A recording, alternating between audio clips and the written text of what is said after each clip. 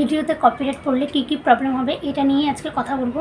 Hey guys, welcome to my new video and welcome to my channel Sarika's vlog. তো guys, আজকে কথা বলবো ভিডিওতে কপিরাইট পড়লে কী প্রবলেম হবে। তো তোমরা যারা জানো না, একদমই জানো না, নতুন কাজ শুরু করেছো, তাদের জন্য এই ভিডিওটা। তো আমি যখন নতুন কাজ শুরু করেছিলাম তখন কিন্তু আমিও জানতাম না এই বিষয়টা। তো ধীরে ধীরে যখন কাজ করলাম জানতে পারলাম। তো আমি যখন নতুন কাজ শুরু করেছিলাম তখন আমার সমস্ত ভিডিওতে কপিরাইট দিত। তো আমি তখন জানতাম না কীভাবে ঠিক করতে হয়, সেই সমস্ত কিছু জানতাম না। তো সেজন্য আমি ভিডিওগুলো ডিলিট করে দিতাম পরে।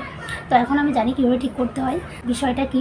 তো আমার জানা ছিল না জন্য আমি সেই ভিডিওগুলো পরে ডিলিট করে দিতাম। তো এখন আমি জানি যে কীভাবে ঠিক করতে হয়, বা ডিলিট না করলেও চলে। তো সেটা কীভাবে ঠিক করবে, তো যারা জানো না আমাকে কমেন্টস করে জানিও, আমি তোমাদের বলে দেবো যে ডিলিট না করে তোমরা ভিডিওটা কীভাবে ঠিক করবে। তো সেটার বিষয়ে আমি একটা ভিডিও দিয়ে দেবো। তো এখন হচ্ছে গিয়ে তোমাদের ভিডিওতে কপিরাইট পড়লে কী প্রবলেম হবে, তো সেটাই আমি বলবো। তো তোমরা যারা ভিডিও করো আর ভিডিওতে নিজেদের পছন্দ মতো গান ইউজ করো, তো তোমরা সবসময় মাথায় রাখবে যে গানটা ইউজ করছো সেটা কপিরাইট ফ্রি কিনা। আর অবশ্যই কপিরাইট ফ্রি গানটা ইউজ করবে নিজের পছন্দ মতো, না হলে তোমাদের সেই ভিডিওটা থেকে কপিরাইট দেবে, আর সেটা থেকে কিন্তু তোমাদের কোনো রকম কোনো আর্নিং হবে না।